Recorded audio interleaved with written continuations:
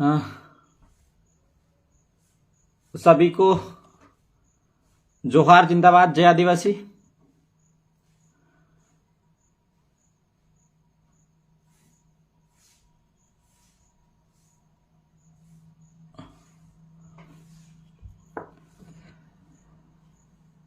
शायद फेसबुक में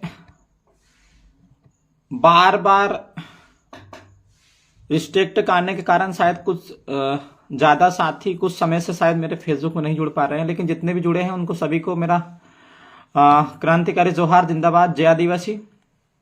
आज आदिवासियों के महानायक क्रांतिकारी भगवान रेंगा कोरको जी का भी जन्मदिन है। पहले उनके चरणों को हम सेवा जोहार करते हैं, इसके बाद में हम लोग हमारी बातें को आगे बढ़ाएंगे।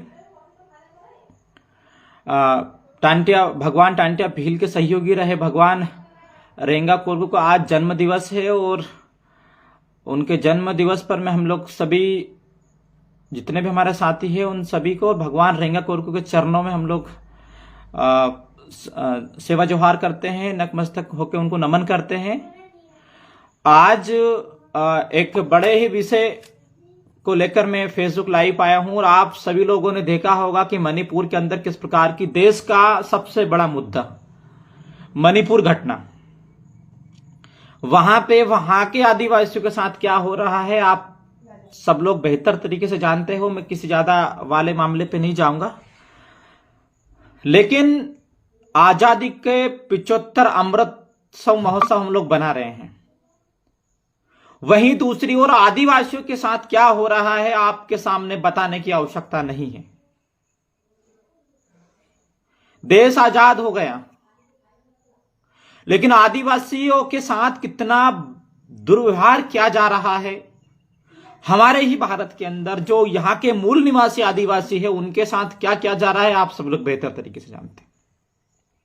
मणिपुर की घटना, मैं मणिपुर की घटना में शुरू से जाना चाहता हूं। आखिर वहां पे जो विवाद की स्थिति बनी वो किस प्रकार से बनी उसको समझने की आवश्यकता है, क्योंकि वो नौबत मध्य प्रदेश के अंदर भी आ सकती है, छत्तीसगढ़ के अंदर भी आ सकती है, महाराष्ट्र के अंदर भी आ सकती है, गुजरात के अंदर भी आ सकती है।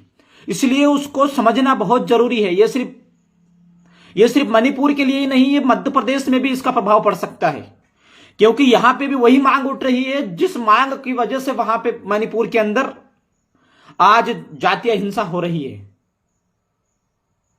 हाईकोर्ट का 2013 में मेताई समुदाय की तरफ से एक पिटीशन दायर की गई हाईकोर्ट में, और अभी हाल ही में 2 महीने पहले हाईकोर्ट का एक आदेश आया कि जो मेताई जो समुदाय जो खास करके मणिपुर के अंदर जो विवाद चल रहा है वो मेताई जो कि हिंदू समुदाय से आते हैं, और जो कि कुकी और नागा जनजाति जो कि ट्राइबल है, आदिवासी हैं।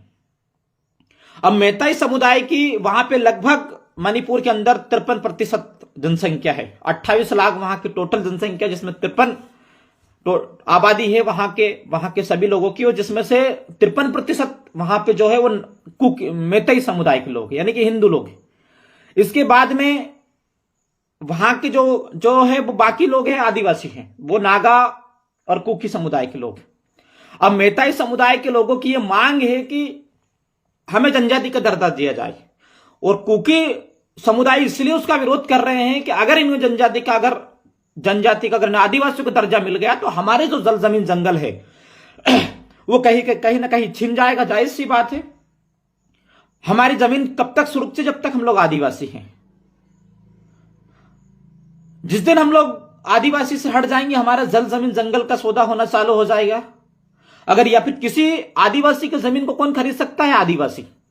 इसलिए ये मांग काफी समय से मेताई समुदाय के लोगों की तरफ से उठाई गई, लेकिन कोर्ट का जैसे ही आदेश हुआ तो इसका जो विरोध जो था वो कुकी और नागा समुदाय के लोगों ने किया, और वही जो मेन कारण है वहां का विवाद के हिंसा का हुआ। और इसमें सिर्फ वहां के समुदाय ही नहीं, वहां के प्रशासनिक से लगा के, अधिकारी से लगा के, सरकार से लगा के सभी लोगों की इसमें अहम भूमिका है।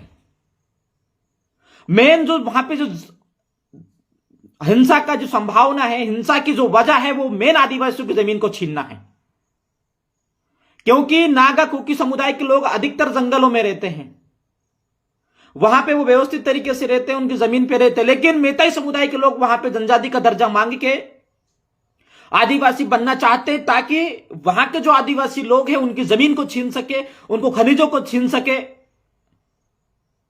उनकी जमीनों के अंदर, जंगलों के अंदर जो खनिज है उसको छीन सके। मध्य प्रदेश, छत्तीसगढ़ के अंदर तो ये कई वर्षों से होता आ रहा है। आदिवासी क्षेत्रों में आके कोई गैर आदिवासी बस जा रहा है, हम लोग तो लड़ाई नहीं लड़ पा रहे हैं। हम लोग आज जो मणिपुर के जो आदिवासी लड़ाई लड़ रहे हैं, हम लोग 10% भी उसकी लड़ाई नहीं लड़ पा रहे हैं। वो लोग मरने को तैयार है लेकिन अपना अधिकार में बंटवारा नहीं चाहते, अपनी जमीनों में किसी प्रकार से किसी गैर का कब्जा नहीं चाहते। सरकार 2 महीने से ज्यादा हो गए हैं, वहां पे बीजेपी और भी डबल इंजन की सरकार है। आदिवासियों बहनों के साथ बलात्कार करके सरेआम सड़क में घुमाया जा रहा है। देश मजबूत हाथ में है, बोलने वालों को शर्म आनी चाहिए। जो यूक्रेन और रूस के युद्ध पर ज्ञान बांट रहे थे, वो लोग अब मणिपुर की हिंसा पे चुप हैं। आप क्या कल्पना करेंगे, कैसे हमारा क्या होगा, हमें पता भी नहीं है। आज मणिपुर के अंदर हो रहा है, कल छत्तीसगढ़ के अंदर भी यही हो रहा है। वहां पर भी आदिवासियों के बगैर परमिशन से वहां पे उनकी जमीनें छीन रहे हैं। मध्य प्रदेश के अंदर भी यही हो रहा है। अधिकतर क्षेत्रों में पैसा एक्ट 5 अनुसूची लागू, लेकिन उसको नहीं मानते हुए भी वहां पे आदिवासियों की जमीन को छीनने का काम किया जा रहा है मध्य प्रदेश के अंदर भी। यह लड़ाई सिर्फ मणिपुर तक ही सीमित नहीं है। मणिपुर का मामला क्यों उठा कि वो लोग वहां पे संघर्ष कर रहे हैं अपनी जमीनों को बचाने के लिए, लेकिन मध्य प्रदेश के अंदर तो हम लोग घी ओढ़ के सो रहे हैं, आराम से जी रहे हैं। इसलिए शायद ये मामला नहीं उठ पा रहा है यहां पे।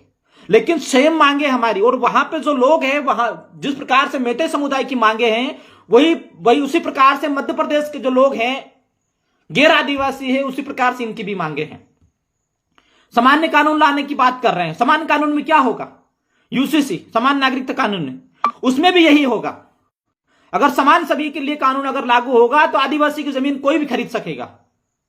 हमारे पास जो जमीनें बची हैं वो इसलिए बची है कि हम आदिवासी हो, कोई गैर आदिवासी मेरी जमीन नहीं खरीद सकता। आदिवासी क्षेत्रों में कोई गैर आदिवासी नहीं घुस सकता।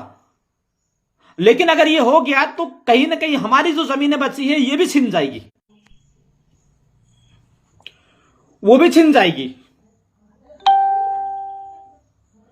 हम लोग हाथ पे आराम से जी रहे हैं, खा रहे हैं, पी रहे हैं, मस्त हैं। असल में हमारे अधिकारों पे डाका डाल के हमारी जमीनों पे निगाह किसकी है हमें पता भी नहीं है।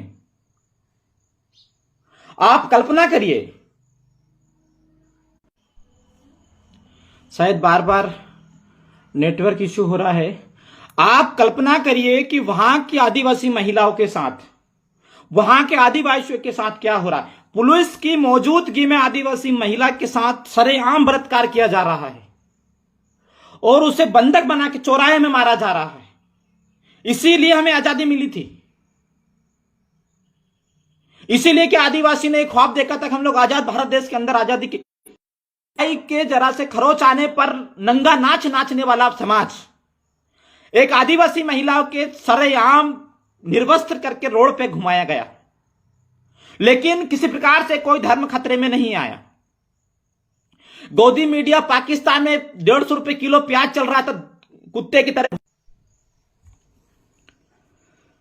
शायद बार बार नेटवर्क समस्या आ रही है। और तो साथियों, आज जो हालात है मणिपुर के, वो कहीं ना कहीं जानवरों से भी बदतर वहां के हालात है। पश्चिम बंगाल या अदर राज्य में, विपक्ष के राज्यों में अगर किसी प्रकार से कुछ होता है तो भाजपा सरकार और आरएसएस के लोग माथे में नाचकर सरकार से इस्तीफा मांगते हैं। आप कल्पना करिए, जो लोगों ने राष्ट्रपति आदिवासी महिला बनाया तो बधाइयां दी थी, जबकि मणिपुर के अंदर जो राज्यपाल है वो भी आदिवासी है, अनसुईया उइके जी। उनके कार्यकाल में होते हुए अगर आदिवासी महिलाओं को नंगा घुमाया गया तो शर्म आनी चाहिए ऐसे पद पर बैठने से। ये सरकार है, ये भाजपा के लोग हमारे लोगों को पद में तो जरूर बिठा देंगे, लेकिन कुत्ता वाला गला में पट्टा डाल देंगे, भोंक नहीं पाएंगे समाज के लिए। हां, अगर समाज के खिलाफ अगर इनको भोंकना होगा तो ये भोंकेंगे। यही हालात हो रही है आदिवासियों के साथ। ये मणिपुर के अंदर हो रहा, जल्द मध्य प्रदेश के अंदर होगा, छत्तीसगढ़ के अंदर भी होगा, महाराष्ट्र के अंदर भी होगा। तुम्हें क्या लगता है कि जिन लोगों की मंशा है, उनकी मंशा है आदिवासियों की जमीन पर? मध्य प्रदेश के अंदर हर एक क्षेत्र के अंदर आदिवासियों को फर्जीवाड़े का मामला है। दुर्भाग्य कि हम लोग लड़ नहीं पा रहे हैं। मणिपुर के अंदर आदिवासी लोग लड़ रहे हैं बेचारे अपनी जमीन को लेकर, इसलिए उनका जातीय संघर्ष दिख रहा है। इन आरएसएस और भाजपा के लोगों ने कहीं ना कहीं पूरी समाज के लिए खतरे की घंटी है। आज 2 महीने से ज्यादा मणिपुर के अंदर पूरा मणिपुर जल रहा है। 200 से ज्यादा वहां पे लोग मर चुके हैं। 50,000 से ज्यादा वहां के मणिपुर के लोगों ने मणिपुर को छोड़कर कहीं अलग राज्य में जाने का या फिर जंगलों में चले गए हैं। मजबूर है वो, लेकिन किसी प्रकार से मोदी सरकार की तरफ से कोई ठोस कदम नहीं उठाया गया, कोई ठोस निर्णय नहीं लिया गया।